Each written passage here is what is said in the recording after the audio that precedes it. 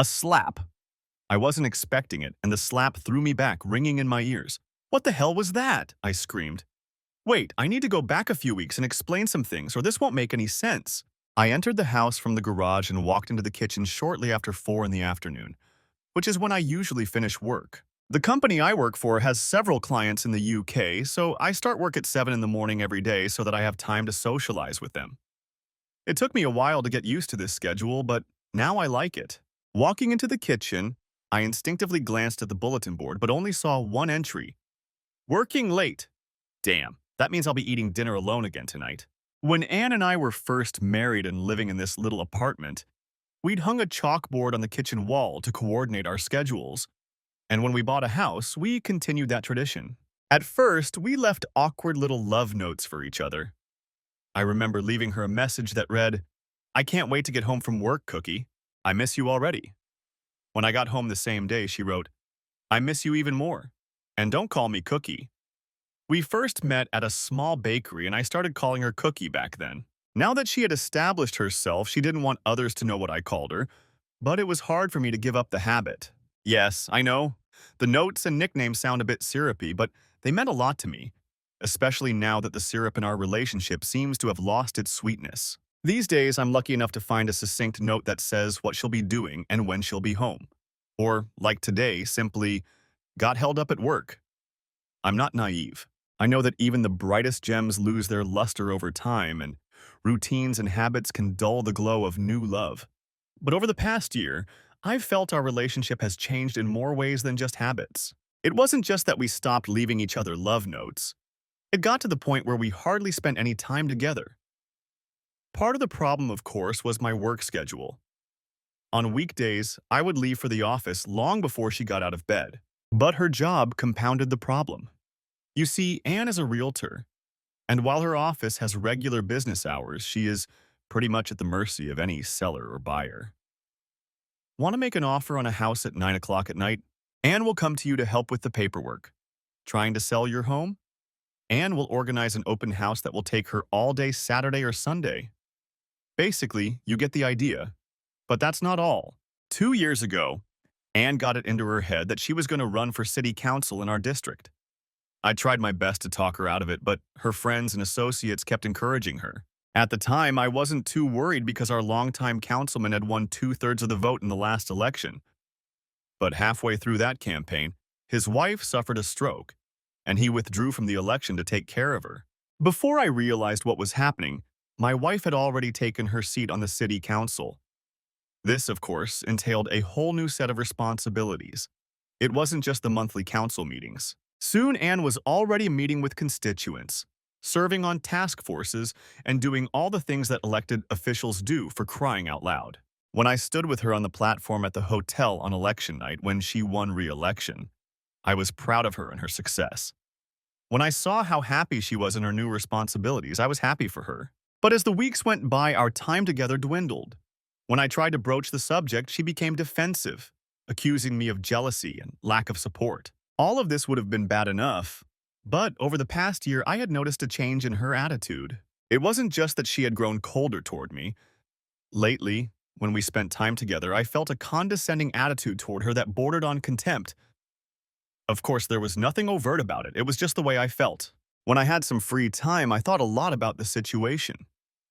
You won't be surprised to learn that it put me in a bad state of mind. I worried about the loss of time spent with her and resented the demands that had come between us. I still remember one night when we were infatuated with each other. We were just getting settled in the bedroom when the phone rang. You guessed it. It was one of her real estate clients with an urgent matter she had to take care of. Even today, that incident haunts me. But to be honest, I also remember having to cancel our weekend plans when one of my company's biggest clients had a network outage. Now I was sitting at the kitchen table trying to make sense of it all. Maybe I had been unfair to Anne. Maybe I was just jealous because other people were demanding so much of her time.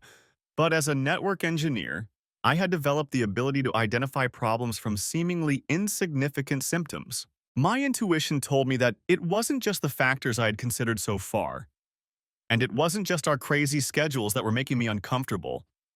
I realized it was about her attitude towards me. When she first became a councilwoman, She was so eager to tell me about everything that was going on in council and city hall. But now she didn't bring it up anymore. Maybe because the new girl was older, or maybe she decided it just wasn't worth talking to me. That possibility kept me on my toes. Suddenly, I had a truly dark thought. What if she was having an affair? I immediately dismissed the disgusting thought. My cookie would never cheat on me. But I couldn't get the thought out of my head because it seemed to answer a lot of my questions. What was she really doing all those nights she was working late? She might have been out with clients, but she also, I realized, might have been out with her lover. Why didn't she tell me where she was going anymore? Was it because she didn't care? Or because she didn't want me to know? Why was she so condescending to me when we were together? Did she despise me now that I had become her gutless cuckold? The longer I sat and pondered, the more an angry premonition came over me. Something had to be done to stop this train of thought before I did something stupid and irreversible. So I got up from my desk and put on my old work clothes. Then I got out the lawnmower and started working our lawn until it was too dark to see beyond. The exercise helped a little.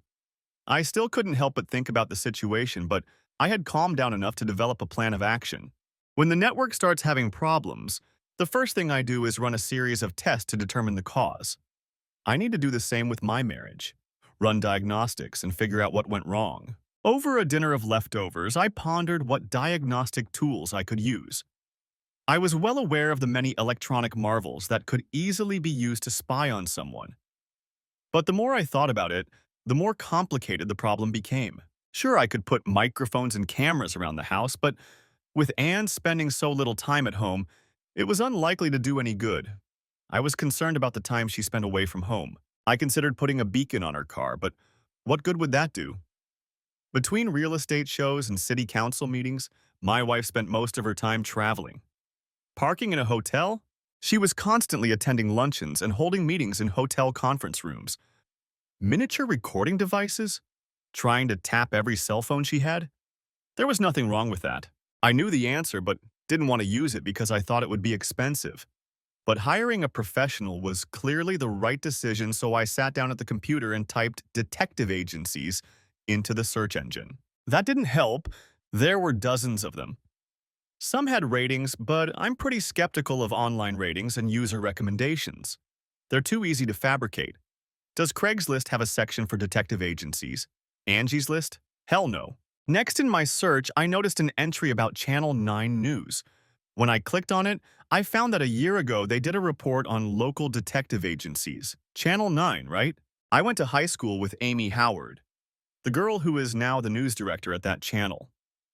We even dated in college. Nothing serious, but we parted as friends. So I called her. Hey Amy, long time no see. Any chance of having a beer with me tonight after work? She was pleasantly surprised by my call. I think I can make it, Dave. This day isn't too full of news, so unless something special happens, I'll be there. As she walked into the living room, I remembered why I was interested in her. She was still as attractive as when we met, but now she had the confident style of a successful professional. It suited her very well. We chatted for a while, discussing mutual friends and our life after college. But eventually, I discreetly changed the subject. Didn't you recently write an article about local detective agencies? She looked at me shrewdly. Oh, Dave, I'm so sorry. I was wondering why you didn't mention Anne. Are you looking for references? Gotcha. I hung my head and nodded. She paused to think. Given your wife's position in the city, I'd stay away from the big agencies. The fact that they have more employees only increases the likelihood of someone gossiping. Does that make sense? Definitely. And you probably don't want a one-man store because getting what you need in a timely manner can be a problem.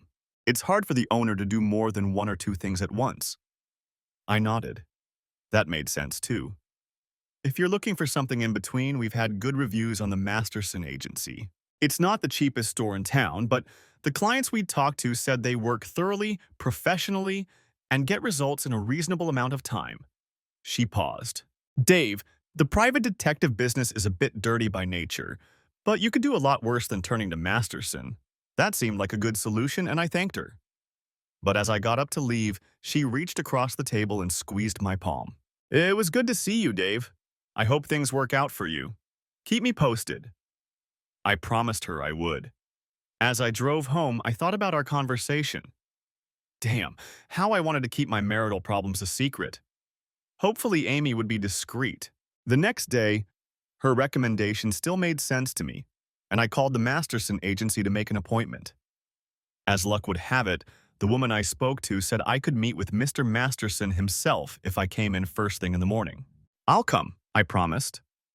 Fortunately, Anne got home on time that evening, and we had dinner together for the first time in days.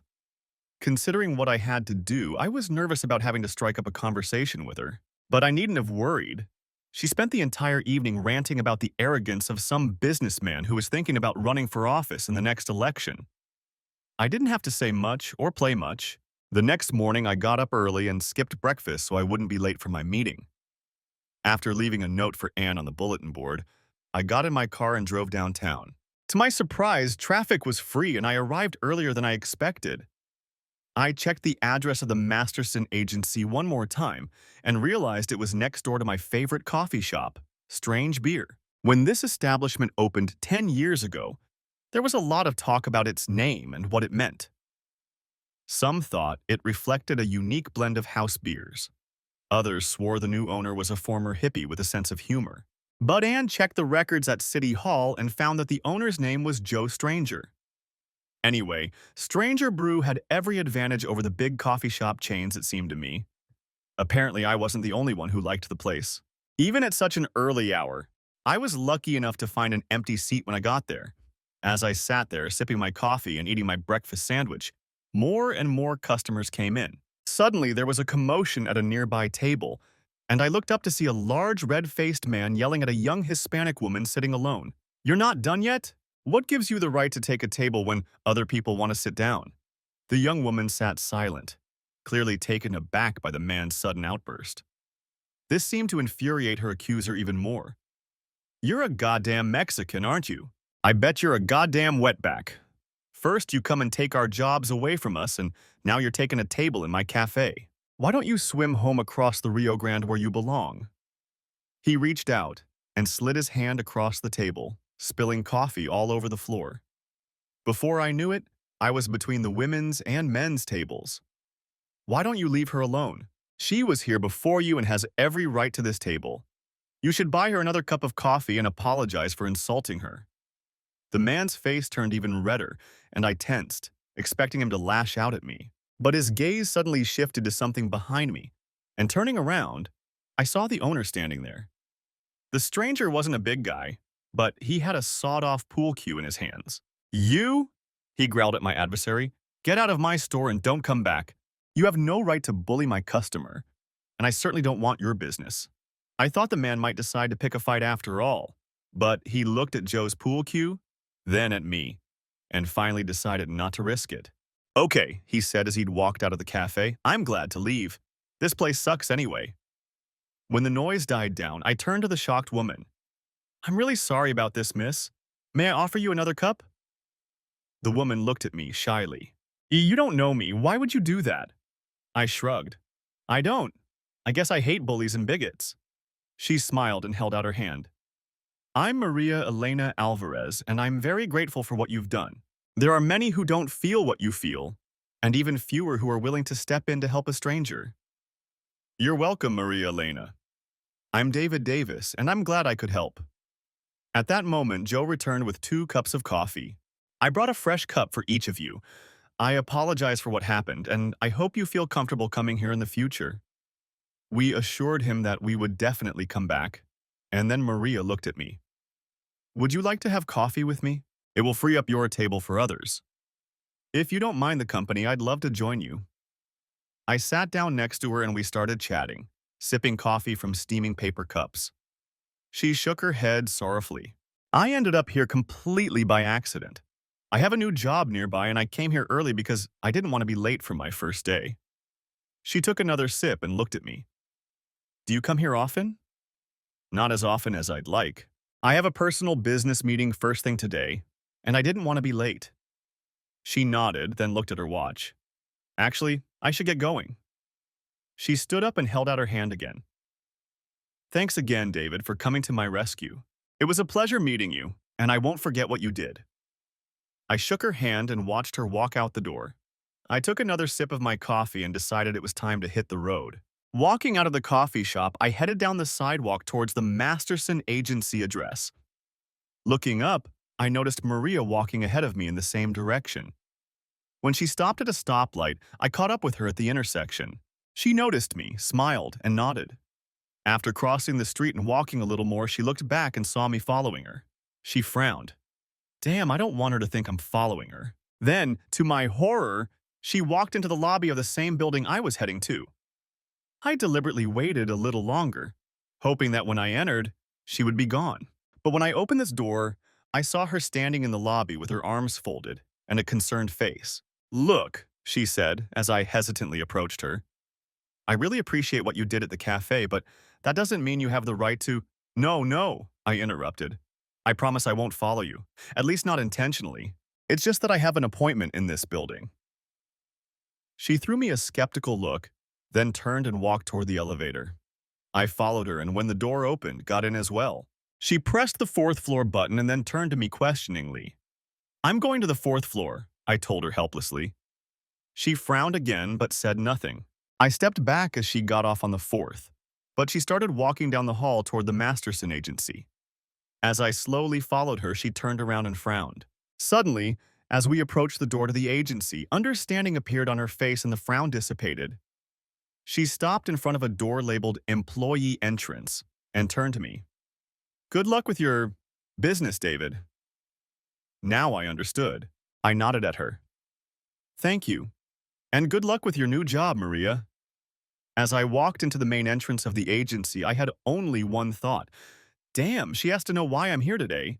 Now I had two people who knew I needed a detective. After giving my name to the receptionist, I didn't immediately find myself in Bradley Masterson's office. I didn't know how well things were going at the agency, but at least I had a senior specialist, and that was something. If anyone's last name was good enough for Masterson, it was him. He definitely looked masterful. My height was just above average, and when he stood up, I looked up at him. Not only that, but he was built like a midfielder. I felt a little intimidated. As we shook hands and I began to explain why I had come to see him, he quickly put me at ease with his professionalism. He skillfully guided me through a series of questions about my wife, my suspicions, her habits, and a number of other factors I might not have thought of. This guy really knows his stuff. After half an hour of conversation, he leaned back in his chair. The fact that your wife is a member of the council actually makes the job a little easier. She's used to being out in public and seeing strangers around her. Surveillance shouldn't be a problem. A warning chime sounded in my head. Your people need to be careful. If it becomes known that I'm watching her, it could cause a major political scandal. He smiled like a used car salesman. Mr. Davis, we pride ourselves on our discretion and professionalism. Your wife and her entourage will not know she is under surveillance. I still wasn't convinced. So, what methods will you use? Audio, video, GPS tracking? He leaned forward, crossed his arms, and looked at me with a piercing stare. I'm not going to answer your question because I don't want you looking for watchers or devices. I've had clients who lost weeks of work when they accidentally alerted their spouse. Then he frowned. Also, I don't want you trying to conduct surveillance on your own. For the next 2 weeks, you are to stick to your normal routine and behave perfectly normally in the presence of your wife. We're professionals. We don't need help. And we certainly don't need amateurs getting in our way. Am I making myself clear? I leaned back in my chair. Absolutely. And then the other thing he said hit me. You said 2 weeks. You think you can get what you need in just 2 weeks? He relaxed and gave me another of his smiles. You told me that you've really noticed a change in your wife's behavior over the past 6 months.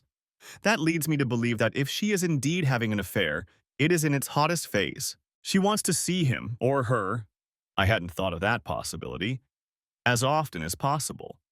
At the same time, she's already convinced she's getting away with it. I really hope we can give you a definitive answer a week from this Friday. At the very least, we will be able to inform you of any suggestive behavior that warrants further investigation. I couldn't help but be amazed. Not only did this man have the necessary skills for the job, but he also had a pretty good grasp of human nature. It seemed I had chosen the right diagnostic tool for the job. All right, I'm convinced. So, how much is all this going to cost? Without blinking an eye, he named a figure that made me wince. I know it sounds a lot, he continued nonchalantly, but don't forget, we're going to be employing several people, vehicles, and expensive electronic equipment. More importantly, we're going to give you answers. You've already told me you're plagued by uncertainty. How much is your peace of mind worth? He was right. I pulled out my checkbook. For the next 2 weeks, I felt very uncomfortable. I had never paid attention to myself, so I didn't know what my norm was. Do I look suspicious? Do I show too much interest in my wife? Am I asking too many questions or not enough? But it soon became clear that it didn't matter to me how I acted around her. Anne treated me with the same indifference that she had for months. When I tried to ask her about her job, she acted as if she was doing me a favor by answering. It was also obvious that she thought I wouldn't understand her work on the council anyway. I felt more like an irritant than her husband. The following weekend, in an attempt to show my interest, I suggested we go out for the evening. I shouldn't have bothered. She immediately brushed it off. I have open houses on Saturday and Sunday, and you know how they always exhaust me. Shit. We may have lived in the same house, but we were more like neighbors than husband and wife. I was tormented by memories of what our life together had been like. We had so much in common, so many shared interests and favorite activities. I remember sitting together and talking for hours about our dreams and how we could fulfill them. Most painful was the memory of how passionately we loved each other. We would pass each other in the hallway, and the next moment find ourselves in bed in each other's arms, desperate to quench our desire. Where did all that love and passion go? Ironically, the closer we got to our dreams, the more we drifted apart. I realized that I was passionate about my career not only because of the financial rewards, but also because I found my work intellectually stimulating. Again, I wondered, had I played any role in pushing Anna away?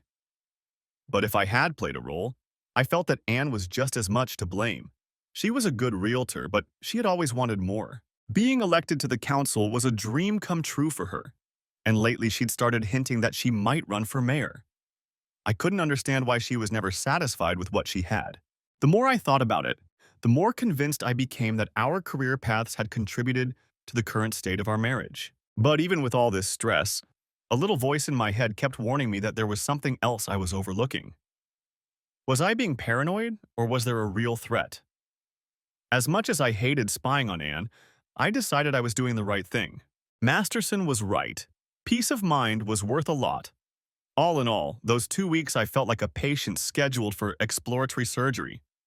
I was scared to death of what would be discovered, but I couldn't wait for it to be over. Before the meeting, I stopped by Stranger Brew for my favorite coffee. A prisoner's last meal. Sitting there, I looked around, wanting to see if Maria Elena was there, but she wasn't. Thankfully, the fanatic I had encountered didn't show up either. Finally, it was time. I walked the 3 blocks to the Masterson agency like a condemned man walking the Green Mile. While I was giving my name to the receptionist, Masterson startled me by coming out and walking me back to his office. Uh-oh. This couldn't have been good news. He sat down, placed his hands solemnly on the folder on his desk, and his face turned into a mask. I couldn't take the tension any longer. So what's the verdict? What did you find? Instead of answering, he slid the folder toward me. I think it's best if you see for yourself, he murmured. And my heart fluttered in my chest. Shit. I hesitantly opened the folder and pulled out the first picture. It showed my wife standing outside a house I'd never seen, holding the door open for a young couple. A barely visible "for sale" sign could be seen in the corner of the photo. I quickly picked up the next photo. It was obviously taken from the visitors gallery and showed Anne sitting in her seat in the council chamber. Below it was a picture of her talking to Mayor Dalloway in the hallway of City Hall. Behind it was a picture of Anne walking through the door of her real estate agency. Confused, I hastily flipped through the rest of the photos in the folder. Each one looked completely innocuous, exactly how I expected to see my wife. When I looked at Masterson in confusion, his grim face was replaced by a wide grin. Mr. Davis, I'm happy to report that your wife is not cheating on you. Not only has she not sneaked off to a lover, but she's exhibited absolutely no behavior that we would consider even remotely suspicious. He leaned back in his chair and put his hands behind his head in a relaxed pose. Your wife, Mr. Davis, is multifaceted. She's a dedicated elected official, she's a busy and successful realtor, she's a determined woman. But I can assure you without reservation that she is not an unfaithful wife. Then his face took on a more serious expression. I know you've had questions about her, and I suspect the last 2 weeks have been very difficult for you. But now you can put all those doubts and fears out of your mind and focus on enjoying your marriage. He gave a friendly smile. Most of the time, my job is to give husbands or wives terrible news about their spouse. I really like it when I give good news for a change. He stood up to shake my hand. You're a lucky man, Mr. Davis. I was delighted. The doctor had just told me that the spot on the x-ray was empty. Relief came over me like cool water on a hot day. I shook his hand again, struggling to find the words to express my gratitude. The big man smiled and reached into his desk drawer to pull out an envelope. Here is the rest of the bill for our work. I hope you will feel that the money was not wasted. If you pay the receptionist on your way out, it will save us from having to send the bill home to you. I don't think you'll want us to do that, he grinned. I don't want to use all those hackneyed cliches about walking on air. Suffice it to say that I left Masterson's office in a happier mood than I'd been in a long, long time. At first, I simply enjoyed the relief, but soon a new thought struck me. I need to start rebuilding my marriage immediately. I need to show Anne how much I love her. I need to stop taking her for granted. By the time I got back to the office, I had a whole list of things I wanted to do. Luckily, there was nothing on Anne's schedule for the weekend, so I could party heartily. I started taking notes. Friday night, flowers, dinner at a little Mediterranean restaurant Anne loves, bubble bath, new sheets on the bed. I'm going to make tonight all about her. Saturday, breakfast in bed, a trip to the spa, more flowers, reservations at the best restaurant in town, a full-body oil massage, and then the sex we had when we were first married. I smiled happily. It was going to be okay. As I expected, Anne didn't get home until 7 o'clock from the zoning committee meeting. Staggering, she walked into the living room and sank down on the couch.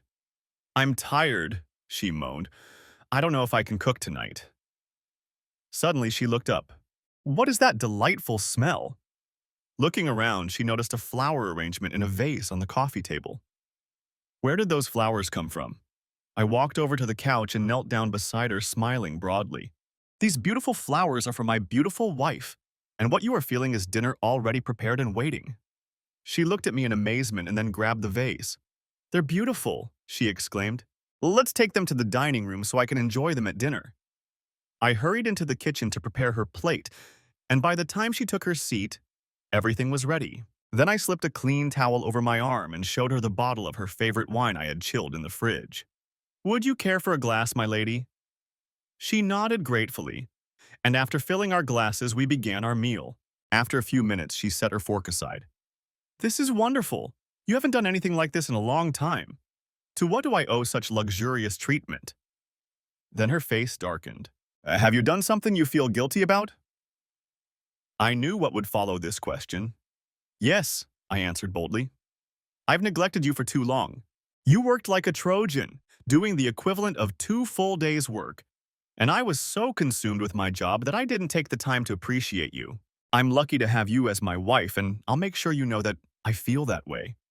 She sat like that for a moment, and then her face spread into a smile. We really did neglect each other, didn't we? Then she lowered her eyes and gestured toward the table. Is there anything else? Sure, I replied enthusiastically. After dinner, I'll make you a bubble bath and you can soap up as much as you want to ease the pain. Then I'll tuck you into bed so you'll get a good night's sleep. I grinned. You're going to need it because I have more planned for tomorrow. I hadn't seen a smile like that from her in a long time. Later, when she climbed under the covers after her bath, she stared at me in surprise. Is that new bedding? She asked, running her fingers over the pillow cover. The finest cotton with the highest thread count I could find, I smugly answered her. Now lie back and enjoy happy dreams.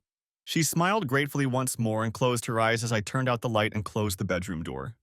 When I went in to see her a couple hours later, she didn't even move. The next morning, she was still asleep when I walked in with a tray of eggs Benedict, hash brown potatoes, and mimosas. Don't be late, I warned her. You have a spa appointment at 10 o'clock. She shook her head in surprise. You're spoiling me, you know? I hope so. You deserve it. Oh, and after you're done at the spa, why don't you run down to the mall and see if there's anything you'd like to wear to Il Fiorentino tonight? She frowned as I walked down the stairs. Dinner that night was special. Anne had indeed found a new dress, and when I saw it, I knew I was lucky. When the waiter brought the bottle of Prosecco I had ordered, I raised my glass in a toast. To the beautiful woman who has made me the luckiest man in the world. She took a sip, then tilted her head questioningly. Are you sure you're not guilty of anything, Dave? You don't have a mistress anywhere, do you? I flinched because I suspected her of that. Absolutely not, Cookie. First of all, I take my wedding vows very, very seriously. And second, I could never find anyone I'm more attracted to than you. I took another sip of wine. And I know you'll never do that to me either. Never, she said, and raised her glass to drink to me in return. Our dinner was excellent, but we skipped dessert so we wouldn't get full. We finished our second bottle of wine, and as we walked up the stairs hand in hand, we giggled softly. When we reached the bedroom, she turned to me and inarticulately asked, So what's next, my dear husband? What happened next was we had the best night of our lives. We had a great time. We both slept in so late that we missed breakfast and went out for brunch. I intentionally didn't plan anything special for Sunday because I wanted us to have a normal day. After brunch, we came home and did the usual weekend activities. Anne went to the grocery store to restock the refrigerator, and I mowed the lawn. After lunch, I sat down at the computer to check email, and Anne went to show the house to a potential buyer who called about one of her listings. It all seemed normal and happy, just like our life together. As I drove to work on Monday morning, I was in a great mood. The wife care project was going great. I felt closer to Anne than I had in months, and I was sure she felt the same way. I even left a special note on our bulletin board. Cookies are delicious, cookies are sweet. Cookies, you make my life complete. Pretty corny, I know, but at that moment I really felt it. Work was going smoothly, and I made sure to leave in time to make it to greet Anne. When I heard the garage door open, I froze in anticipation and smiled as she headed in my direction. Slap! She slapped me across the face with all her might, causing me to jerk backward and my ears to ring. What the hell was that? I screamed. You son of a bitch! She yelled at me. You spied on me. You hired a detective agency to spy on me, to photograph my every move. You don't trust me. Oh God, this was not good. She stood with her fist clenched, her face red with anger. I can't believe you disrespect me so much. Do you have any idea how humiliating it is to find out your husband doesn't trust you? She paused to catch her breath. Well, what can you say for yourself? What could I say? She was absolutely right. I didn't trust her. I was stalking her. How could I make it up to her? I stood there like an idiot, desperately trying to think of anything that could salvage the situation. But I trust you, Cookie. I know you've been loyal and honest. You bet I have, after you had me by the tail for 2 weeks. Her face contorted even more. And don't ever call me Cookie again. All I could do was stare stupidly at the floor. My silence pissed her off even more. Looks like I was right about this weekend after all. You were only nice to me because you felt guilty about what you did. No, Anne, that's not true, I started, but she interrupted me. Well, if you didn't feel guilty, you damn well should have. Tears of rage flowed from her eyes as she looked at me. I've never been treated so horribly in my life, and to have it done by my own husband. She spun in place and headed for the stairs. I can't even look at you right now. With those words, she stomped up the stairs and I heard our bedroom door slam shut. I sank down onto the couch, resting my head on my hands. This is awful. It can't get any worse. What can I say? What can I do to make it up to her? I stood up and paced around the room, my thoughts going in circles as well. I don't think flowers or candy will help. Right now, I don't feel like there is a gift I can give her at any cost to get her back. A price? Oh, hell. What if she finds out how much money I paid Masterson? Then she'd just freak out. My jaw started to ache, so I went into the kitchen and put ice in a plastic bag on it. I deserved it. Hell, I deserved much worse. Then an even worse thought occurred to me. What if she wanted a divorce? I really couldn't blame her. Why was I letting my paranoia take over? I heard her coming up the stairs and wondered what she was doing. After a while, she came downstairs and grabbed her purse. Throwing me an angry look, she hissed, "I don't want to be in the same house with you," and headed for the door. I hurried after her. "Are you coming back?" "I haven't decided yet." With those words, she headed to her car and drove off, tires squealing. I stood there helplessly for another minute, then decided to go upstairs and see what she was doing. At first glance, our bedroom looked normal, but when I caught a glimpse of the guest room, I realized everything. She had pulled all of my clothes out of the closet and haphazardly scattered them on the guest bed. Everything I had stored in my dresser drawers was unceremoniously piled on the guest room floor. Sighing, I began to gather my belongings and spread them out in the guest room. Looks like I'll be sleeping here for the foreseeable future. At least she wasn't going to kick me out of the house. I wasn't very hungry, but I forced myself to eat the rest of my food while I waited for her to return. It kept happening later and later, and eventually I gave up and went to bed. After a while, I woke up to the sound of footsteps coming up the stairs. I pulled myself up in bed to see her walk past. A moment later, the bedroom door slammed shut and I heard the click of the lock. I sank down on my pillow in fear. After a sleepless night, I got up early and headed to the guest bathroom to shower and shave.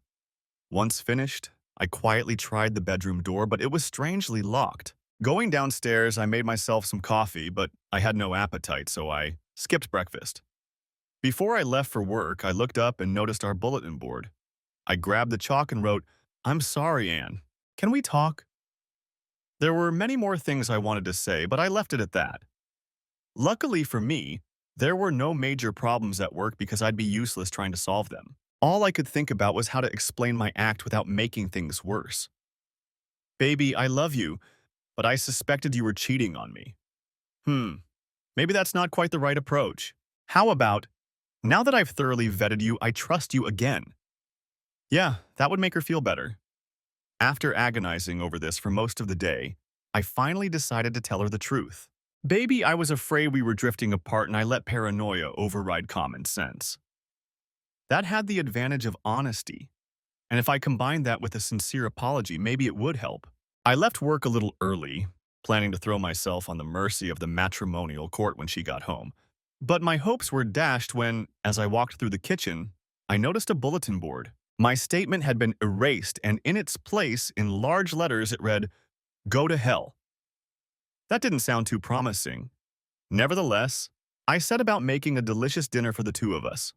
Maybe we could talk while we ate. 2 hours later, as I sat alone at the table, the foolishness of this plan became apparent. Admitting defeat, I ate my dinner and put her plate away in the refrigerator. I was just finishing watching the late news when she came home. As she headed for the stairs, I couldn't help myself. "I was worried about you, Anne. I didn't know where you were." She looked at me with squinted eyes. "Why didn't you call your private investigator and report what happened?" she asked, and there was sarcasm in her voice. Then she went upstairs and I heard the door to our bedroom slam. All I could do was just groan. That night defined the nature of our relationship. We were in a state of Cold War and negotiation was out of the question. She came and went as she pleased and I had no idea of her schedule. We didn't go anywhere or do anything together. I was sure she was going to divorce me and was wary of approaching strangers. But, to my relief, the papers never came. Over time, I noticed, if not a warming, at least a gradual change in our relationship. Her anger at me was gradually replaced by indifference. She started talking to me again, but only about pressing matters. "Garbage pickup tomorrow," or "Is there mail for me?" But she steadfastly refused to talk about our situation, and the bedroom door remained closed. Lying in bed at night, my thoughts went from one emotion to another, like those annoying spinning GIFs you see on the internet. I started by feeling resentful and defensive about her treatment. How long is she going to keep this up?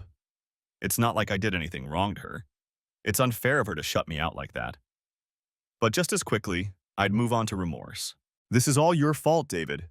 Think how angry you'd be if she did the same thing to you. How long would it take you to get over it?" Then I'd go back to remorse. Most of all, I felt deep pain. I missed my wife. I missed the physical and emotional closeness we shared.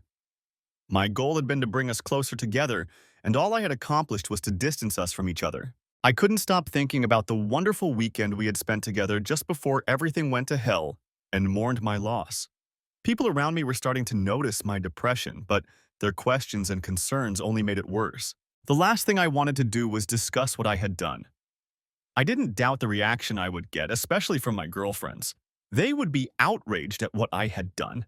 Worse, the fact that I'd used a detective to spy on Anne if it became public would surely cause rumors. It could be used against her during the election campaign.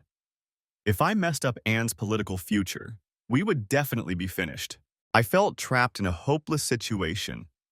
I felt really bad, but there was no one to talk to about it. Now I knew what purgatory was. One Sunday I went for a walk in the woods, hoping the fresh air would help clear my thoughts. After walking along a path for about an hour, I came to a small clearing and sat down on a log to rest. The serenity of the landscape contrasted with my inner turmoil. I can't live like this anymore. I love Anna, but we are no longer married. It's not fair to me, and it's not fair to her to go on like this. We both played our part, but I have to take most of the blame. Our marriage is dead and I'm the one who ruined it. Strangely, as soon as I came to that conclusion, a sense of relief came over me. I took a deep breath and looked around at the sky, the trees, and the clearing. It's so wonderful here. I wish Anne could look at it with me. Then I realized what I had just thought, and a bitter taste of defeat appeared in my mouth. Late for work the following Monday, I made inquiries and found a family law firm that advertised a non-confrontational approach to dissolving marriages in a respectful environment. I loved it. If our marriage was beyond repair, I wanted to end it as painlessly as possible. I called and made an appointment for later in the week. I had just had time to hang up when the phone rang again. "Is this David Davis?" asked a hesitant voice that sounded vaguely familiar. "Yes, who's calling, please?" "This is Maria Elena Alvarez. I don't know if you remember me, but we met at Stranger Brew and—" Of course, the girl is in trouble. "I remember you, Maria Elena. What can I do for you?" "I need to talk to you about something very important." Okay, I guess I can do that. What do you need to talk to me about?" No, it needs to be discussed in person, face to face." "What is this, some kind of tremor?" "It doesn't sound like him, but still, I don't really understand." "If you could explain, please, David. I urgently need to see you right now, if at all possible. I can come to your office if that would help." I started to refuse, but something in her tone and the whole situation intrigued me. Still, it was better to exercise caution and choose a public place. "No, my office isn't suitable. How about this? I can be at Stranger Brew in 15 minutes. Will that suit you?" "Yeah, it's really nice there. I'll see you there." "Thanks." What the hell had I gotten myself into? But she seemed like a nice person before, and now there was an urgency in her voice. I put my work aside and started walking towards the cafe. When I walked in, she was already waiting for me at a table at the end of the hall. She stood up and shook my hand as I approached her, then offered me a cup of my favorite coffee. I took a sip, trying to figure out where best to start. I decided to temporarily limit myself to small talk. "So how's Masterson's independence coming along?" A sour expression appeared on her face. "Not great. I got fired yesterday." "Fired? What happened?" "I'll tell you about it later. First, I'll ask you, how are things with your wife?" I was shocked. How did she know about Anna and me? Then I mentally slapped myself. Of course she knows. She saw me come into the agency. Hell, she must have been part of the team that had Anna under surveillance. At that moment, all my problems came crashing down on me, and I felt the depression coming back to me. I leaned back in my chair and shook my head. Things aren't going well, not well at all. Somehow Anne found out I was following her and blew up. And then, to my surprise, all my pain and sadness came pouring out, and I told this almost stranger the story I had kept to myself for so long. She looked at me expressionlessly as I told her about my grief. When I finally finished, she tilted her head to one side and asked, "When you met with Mr. Masterson, did he show you the surveillance photos?" "Yes, of course." "Why? And what were they depicting?" I was confused. "They showed Anne going about her normal business, meeting homebuyers, going to council meetings, working in her office. Everything was perfectly normal, perfectly innocent. Why?" She leaned toward me with a strained expression on her face. "David, yesterday morning at the agency, I needed to make copies of some documents. When I went to the copy machine, I found your folder of documents there." She blushed slightly. "I shouldn't have touched it, but I remembered how kind you were to me and I got curious, so I looked inside." I saw the pictures you just described, David, but there were other pictures in there that Masterson must not have given you. David, I saw some pictures of your wife in the arms of another man. They were pictures of them having sex. What? That's impossible. Masterson assured me, that's not all, David. The photos had different dates and times on them. This isn't a one-time mistake. Your wife is having an affair with this man. I couldn't believe it. You must have made a mistake. It couldn't have been Anne. Why would Masterson lie to me? I don't know, David, but when he caught me with your file, he went ballistic and fired me on the spot. Why did he react that way if he had nothing to hide? Do you have copies of the photos? I need to see them for myself. No, I'm sorry, I haven't had time to make copies. I looked at her carefully. Are you sure you're not making all this up to get back at Masterson for firing you? I immediately saw the resentment in her eyes. Of course, I'm mad at Masterson, but I would never use you to get revenge. You were so kind to me, sticking up for me even though you didn't know me.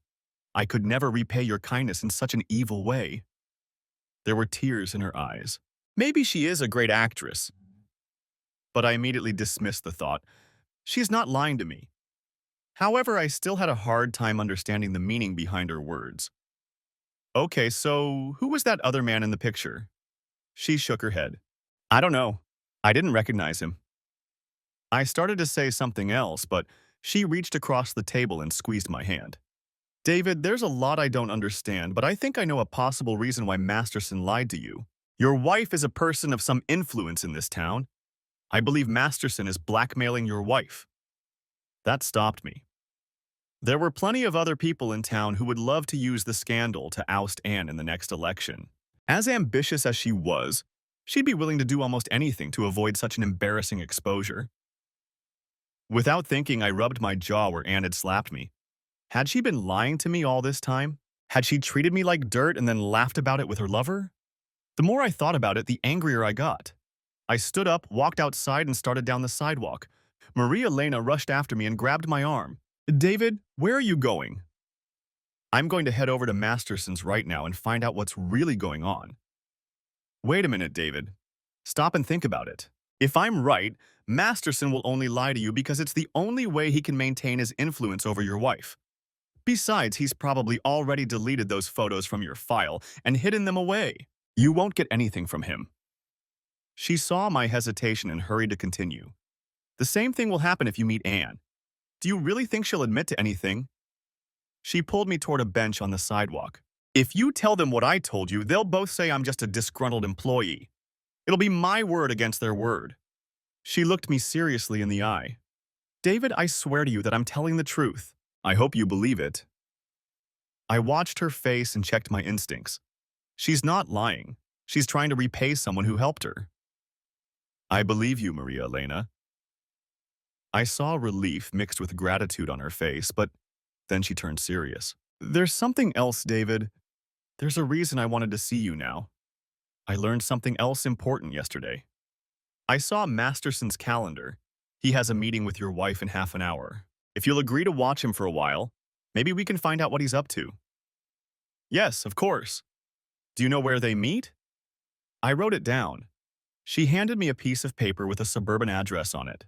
22U232 Magnolia Lane. Why there? I growled, more to myself than to her. It's a residential neighborhood.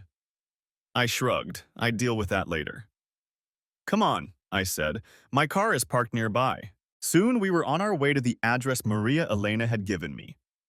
I didn't say anything, but I was seething inside. I'd felt so guilty for not trusting my wife, and now it turned out I'd had good reason to doubt her all along. What a bitch. Who was her secret lover? How long did her affair last? And how did Masterson get involved? Take your time, I told myself. Wait until you know for sure that Anne is cheating on you. Jumping to conclusions is what got you in trouble before. Yeah, but that was because Masterson lied to me. It was hard for me to stay calm. There he is. Maria Elena shouted as I blindly drove past the address. I drove another block, turned around, and came back to park on the street 2 houses down. Damn, this is a really nice neighborhood. Whose house is this? I asked, addressing mostly myself. Then, as we pulled up to the house, I saw something I hadn't noticed before. A for sale sign from my wife's real estate broker. Suddenly, everything made sense. That's why they're gathered here. This house is vacant, I said to Maria Elena in a quiet but insistent tone. The owners have moved out and she's been trying to sell it for months. We stayed behind the large hedge that surrounded the property and headed for the driveway. There were two cars parked there, but I didn't recognize either of them. You're going to stay here. I'll look around and try to spot them, I whispered. I'll go too, she replied fiercely, and I shrugged. Together we walked slowly towards the house, keeping in the shade of the hedge. We heard sounds coming from the back of the house, and as we crept closer, we noticed French doors opening into a room that must have been a den. We peeked inside and my adrenaline began to build. Anne, dressed in lingerie I'd never seen before, was lying on the couch talking to someone we couldn't see from around the corner. I gritted my teeth. She's getting herself worked up. Suddenly, a figure came into view, and all I could do was stay silent. Bradley Masterson walked into the room, nothing but a smile on his face. Then I saw that they were having fun. I grabbed Maria Elena's hand and showed her to go back outside. I had never been so angry in my life. What a bitch, I hissed once we were out of earshot. If he's blackmailing her, it's not like she's going to resent it much. Should we take a picture? She asked. I thought for a moment, then smiled. Oh yes, we'll take lots of pictures, and maybe get some others involved. I hurried over to Anne's for sale sign, pulled it out of the ground and tossed it behind a hedge where it wouldn't be so easy to spot. Then I pulled out my cell phone and dialed 911. I want to report an apartment break-in. I was walking around the neighborhood and saw two people breaking down the door at 2232 Magnolia Lane. That's right. They're probably burglarizing there right now. If you hurry, you can catch them before they get away. I hung up without giving my name, and Maria Elena stared at me in confusion. But I ignored her and called my friend at Channel 9. Amy, are you still covering this series of robberies? I have a hot tip for you. There's been a burglary at 2232 Magnolia Lane. Police have been notified and are on the scene. If you get there fast enough, you can track down the competition and get some great shots. That's right. 2232 Magnolia Lane. No problem, I owe you one. What did you do? My companion asked, but I brushed off her question. Let's go back and take these pictures. When we returned to the French doors, we saw another man. Maria Elena tugged my arm sharply. It was the man from the pictures, she whispered. Do you know who he is? I nodded angrily. Oh yes, I know him. Anne introduced me to him at one of her political receptions. It's none other than Harold Hartfield, head of the zoning commission in our fair city. Suddenly, Mary pulled me away from the door and pointed to the end of the driveway where a patrol car had just stopped. We rushed toward them together. We just saw them, officers, I gasped. They're still inside. If you hurry, you can catch them. The senior patrolman looked at his partner. There are two cars parked in the driveway, and I don't see any signs of forced entry. He then looked at me suspiciously. Are you sure a crime is being committed? At that moment, a Channel 9 news van stopped squealing outside, and a reporter and cameraman jumped out to join us. What's the story? Will we be able to get any action? The first policeman started to speak when we heard him. A loud female scream that seemed to shake at the top of his voice. Oh my God, I exclaimed. He's killing her. The two policemen looked at each other in panic. Then Anne screamed again, even louder this time. Come on, shouted the first policeman, grabbed his gun and rushed to the front door. The younger cop followed on his heels, and the two of them burst through the front door and disappeared inside. Start filming, the reporter shouted to his partner. He then turned his back to the house and began speaking rapidly into the camera. Behind me is a house at 2232 Magnolia Lane, where police are investigating a suspected breaking and entering. We just heard wild screams coming from inside the house, and police went there to investigate. Before he could finish, there were sounds of a terrible commotion coming from inside the house. I thought it sounded like an old-fashioned fight from a movie, only in reality. People were screaming, and there were sounds of breaking furniture and glassware. The cameraman focused on the house just in time to see the commissioner walk out the front door completely naked. Right behind him came my wife, dressed exactly the same. Wait for me, she shouted as Harold swung open the door of one of the cars and started the engine. Once she was inside, he put it in reverse. then braked just in time to avoid hitting a patrol car parked at the end of the driveway. In desperation, Hartfield shifted into drive and roared into the yard. Then he spun the steering wheel, cutting huge furrows in the lawn, and tried to get through the hedge. He almost succeeded, but thick branches stalled the car and lifted the rear axle so high that the tires could only spin uselessly in the air. The reporter immediately recognized the two politicians. He signaled to his cameraman and then rushed to the stalled car. Commissioner Hartfield, Councilwoman Davis, could you please explain to our viewers what you were doing in the house together? And where are your clothes? The commissioner refused to talk to him, and when the reporter insisted, Harold rolled down the window. Then the cameraman raised his head and focused on the house again. The hunched figure of Bradley Masterson appeared on the screen, his hands cuffed together. The two police officers who were leading him toward the exit didn't look their best either. "Who's that?" a reporter asked confusedly.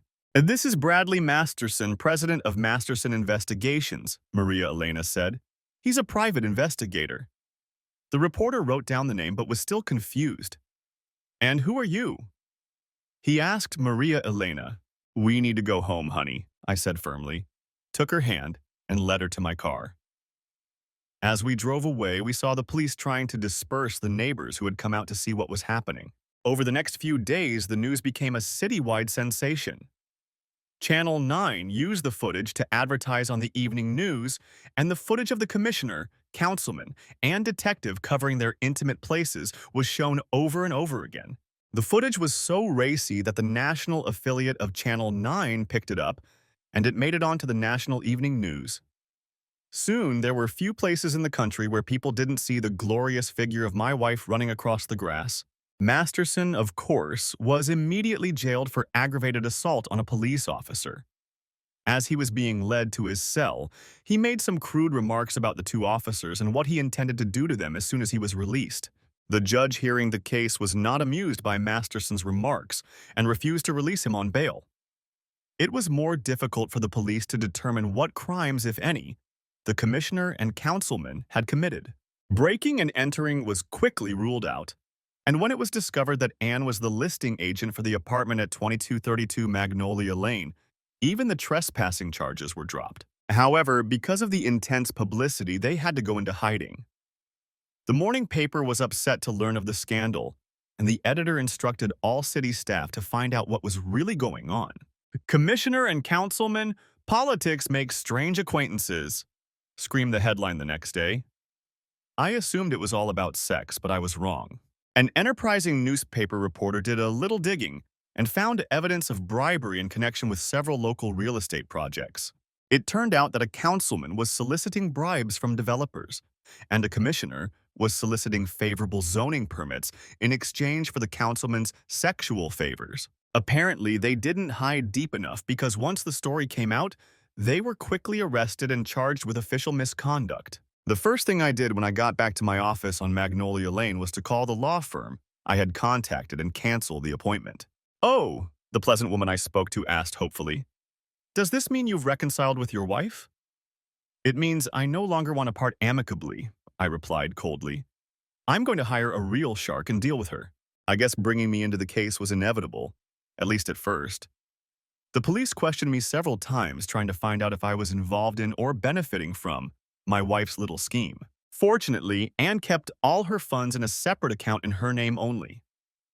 And when I told the lieutenant how I'd hired Masterson to investigate my wife, he only shook his head sympathetically. My friends and colleagues sympathized with me too, but none of them could think of anything to say to me. We all loved Anne and are sorry she turned out to be a corrupt politician and a cheating whore, was somehow not quite right. Neither was, "Sorry you turned out to be a cuckold." Most of them ended up avoiding me, and I couldn't blame them for that. I hired a real shark of a lawyer to handle the divorce case, though it turned out to be unnecessary. Given Anne's public infidelities and the likelihood of jail time, divorce was not an issue. But my lawyer made sure Anne got the worst part of the financial settlement. I thought I was done with her, but to my surprise, I was facing another meeting with my soon-to-be ex-wife. Anne's lawyer called me.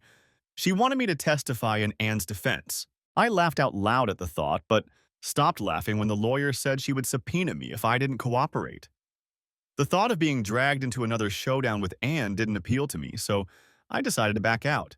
But then her lawyer mentioned that he wanted to question me before the trial and Anne would be present. After briefly thinking about it, I decided to agree if Anne would answer a few of my questions. I was glad when she agreed. Maybe now I would finally get some questions answered. When I entered the conference room of the attorney's office, Anne was there with her. She was wearing one of her power suits that she liked to wear to council meetings when she knew the TV cameras would be there. I had to admit, she still looked good. But one look at her face and I realized the stress was taking its toll. Mr. Davis, Anne's lawyer began, I understand that your marriage will soon be dissolved under favorable circumstances. We are not here to discuss that. We are trying to prove that before Mrs.